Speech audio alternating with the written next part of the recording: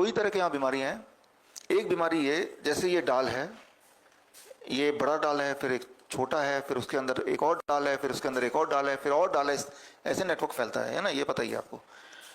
अगर ये नेटवर्क और गहरा गहरा होता जाएगा, एक तो तरह का बीमारी ये है, तो उस नेटवर्क में ज़्यादा food flow of blood body वो जाता जाएगा, राइट। दूसरा तरीका है कि ये नेटवर्क कम होता जा रहा है, ये ब्लड वेसल्स कम होते जा रहे हैं, ये कम होता जा रहा है, राइट।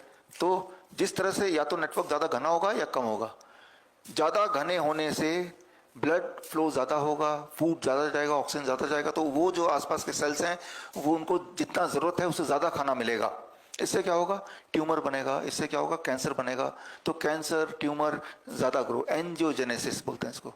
दूसरे तरह की बीमारी है जितनी ग्रोथ होनी चाहिए उससे कम, यानी कि ब्लॉकेज हो गया या वो डंडियाँ कम हो गई, राइट। इसमें जैसे हार्ट डिजीज है, किडनी फेलियर है, वो सेल्स को कम फूड मिल रहा है तो वो मर जा रहे हैं। हार्ट के सेल मर रहे हैं, किडनी के सेल मर रहे हैं, लीवर के सेल मर रहे हैं, लंग के सेल मर रहे हैं, तो वो एक और तरह की बीमारियां हैं जिससे diabetes, heart disease, kidney failure ये होगा।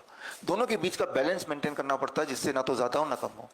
तो बीमारियां दो ही तरह से आप पहचानिए, इसमें से एक जिससे अधिक ग्रोथ हो रहा है यानी कि सेल्स की ग्रोथ ज़्यादा हो रही है, कैंसरस डेवलपमेंट। दूसरा सेल्स की ग्रोथ कम हो रही है यानी कि सेल्स आर डाइंग।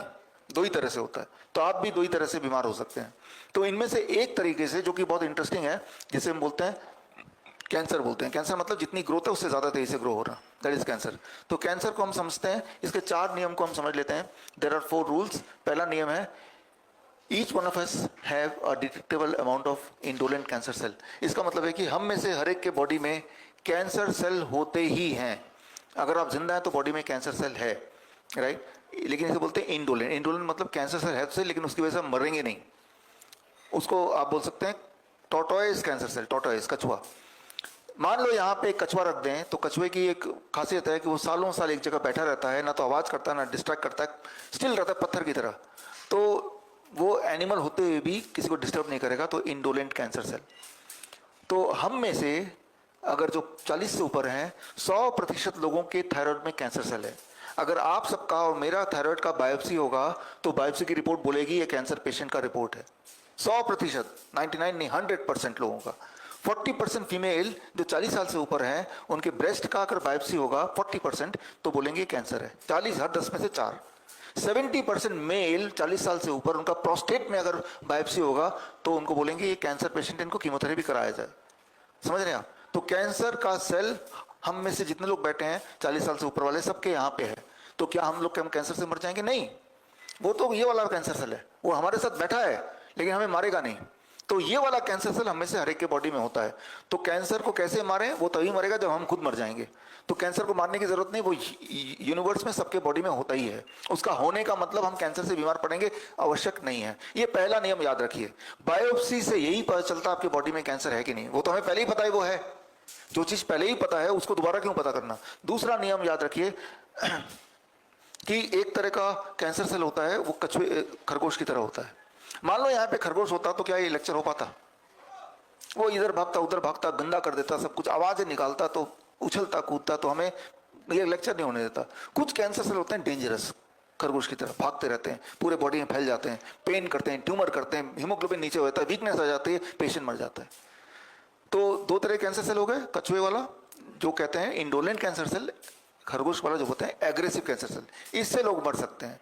लेकिन इंपॉर्टेंट बात यह है, नियम नंबर 2, बायोप्सी से ये नहीं पता चलता है कि आपके बॉडी में जो कैंसर सेल पाया गया वो इनमें से कौन सा है, नहीं पता चलता। Can not be distinguished with biopsy, वो पता चलेगा ही नहीं। तो फिर हम बायोप्सी क्यों कराते हैं? बायोप्सी होता क्या है ये मैं बताना जरूरी है, क्योंकि बायोप्सी के नुकसान अगर आप जानेंगे तो आप थोड़ा सा डिस्टर्ब हो जाएंगे।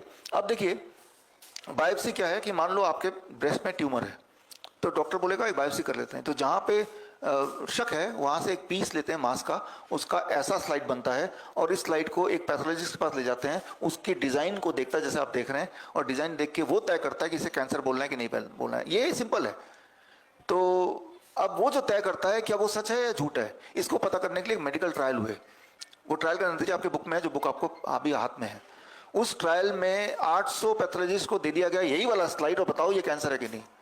तो इसमें इस स्लाइड को देख के लगभग 33% लोगों ने बोला ये नॉर्मल, पैथोलॉजिस्ट बोला ये तो नॉर्मल सेल है, राइट। सॉरी 43%।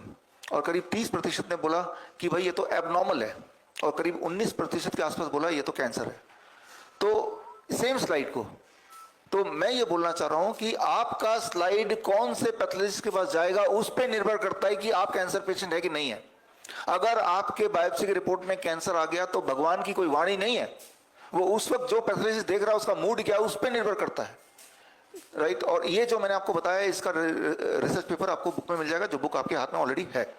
तो मैं आपको ये बोलना चाह रहा हूं कि बायोप्सी पे विश्वास मत कीजिए, क्योंकि बायोप्सी का रिजल्ट एक भगवान नहीं लिखता, एक इंसान लिखता है, जो कि बिल्कुल उसका जो एक तुक्के की तरह हो सकता है, जैसे कॉइन टॉस है। तो बायोप्सी क्यों नहीं कराना चाहिए? क्योंकि बायोप्सी कराने से ये देखा गया है कि 84% पेशेंट बोलते हैं बहुत ज़्यादा पेन होता है, करीब 0.16% पेशेंट बोलते हैं सीवियर ब्लीडिंग होती है उनके, इन्फेक्शन 13% में होता है, और डेथ 0.11% को हो जाता है बायोप्सी के दौरान। हर 1000 में से एक पेशेंट मर जाता है बायोप्सी से, फॉर एवरी 1000। इसको जरा बंद कराना, पीछे आवाज को बंद कराना, आपको सुनाई नहीं दे रहा आवाज? सो बायोप्सी से करीब 1000 में एक पेशेंट बायोप्सी कराते कराते उसकी वजह से मर जाता है। तो इसीलिए देखिए, अभी जो ये मैं बोल रहा हूँ ये लाइव भी चल रहा है ना, तो कोई ना कोई बायोप्सी वाला भी देख रहा होगा, कोई पैथोलॉजिस्ट भी देख रहा होगा, कोई डॉक्टर भी देख रहा होगा जिसने आपको बायोप्सी करने बोला है, और आपकी फोटो भी आ रही होगी, है ना। तो जो मैं बोल रहा हूँ इसको सीरियसली ले रहे हैं, वही वो डॉक्टर्स भी ले सकते हैं, आप भी ले सकते हैं। मैं तो चैलेंजिंगली बोल रहा हूँ कि बायोप्सी किसी को नहीं कराना चाहिए, वो एक जाल है। आपको biopsy causes cancer, biopsy causes cancer, biopsy से कौन सा डिटेक्ट नहीं होता है, बायोप्सी से कैंसर होता है। इसके सारे रिसर्च पेपर इस बुक में जो आपके हाथ में ऑलरेडी है, देख लीजिएगा इसके बाद। तो बोन मैरो टेस्ट जो होता है, बोन मैरो टेस्ट भी बायोप्सी ही है। उसमें अधिकतर लोग बोलते हैं कि उसमें पेन असहनीय होता है, 0 से 10 तक में, 8, 9, 10 के स्केल में इतना पेन जिंदगी में कभी नहीं हुआ। तो बायोप्सी जिससे कैंसर होता है, बायोप्सी जिससे डेथ होती है, बायोप्सी जो एक्यूरेट है ही नहीं उसका, तो वो टेस्ट क्यों कराना, है ना। तो बायोप्सी से आप कैंसर डिटेक्ट नहीं कर रहे हैं, बायोप्सी से कैंसर को प्रोड्यूस कर रहे हैं, तो इसलिए इसको नहीं कराना। कई लोग मेमोग्राम करते हैं, मेमोग्राम में ये बोलते हैं कि ब्रेस्ट के को प्रेस करते हैं 22 kg का वेट डाल के, जो कि बहुत पेनफुल होता है। आप में से किसी ने कराया हो तो उनको पता है। और जब ऐसा डालते हैं फिर ऊपर से फोटोग्राफ लेते हैं अंदर का सेल्स का, और फिर वो एस्टिमेट लगाते हैं कि कैंसर है कि नहीं है। यही है मेमोग्राम। आप एक एक्सपेरिमेंट कीजिए, 2 संतरे लीजिए, एक संतरे को आप दोनों एक को स्क्वीज कर दीजिए अच्छे से, प्रेशर मार के, एक को कुछ मत कीजिए।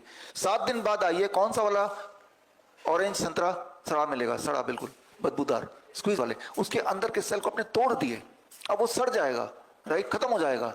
आपने मेमोग्राम के बहाने, राइट, इसका वीडियो चलाना है तो मेमोग्राम का,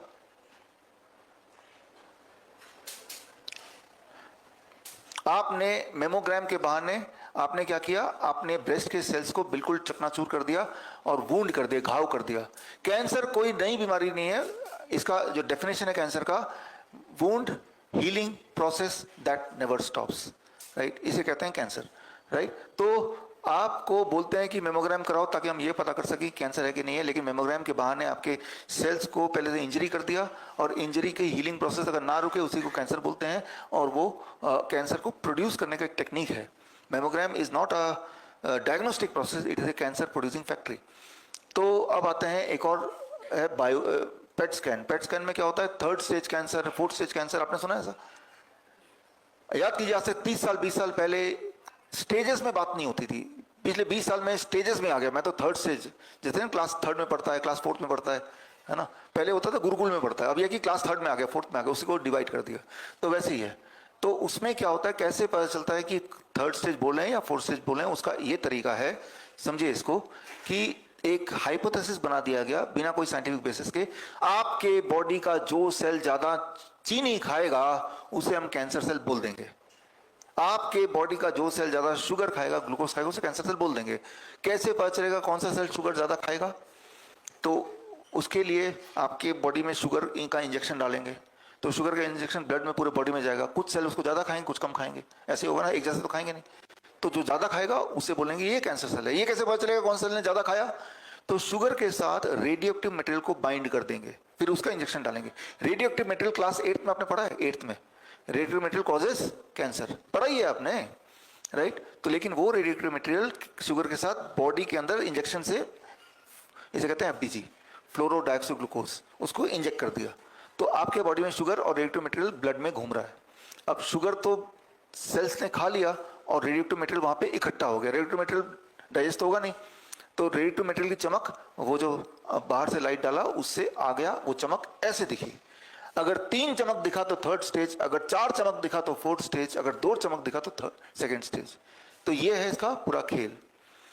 अब मान लो कि मैं चाहता हूं कि मेरे इस हाथ में कैंसर दिखाया जाए, तो मैं अगर बहुत सारा 1 घंटा एक्सरसाइज करूंगा, अब मैं पेट स्कैन करूंगा, तो जाहिर सी बात है मेरे ये वाले बॉडी के सेल्स हैं वो भूखे हैं, ये ज़्यादा शुगर लेंगे, तो मेरा डॉक्टर बोलेगा, ये पैथोलॉजिस्ट, कि भाई आपके इस हाथ में कैंसर है।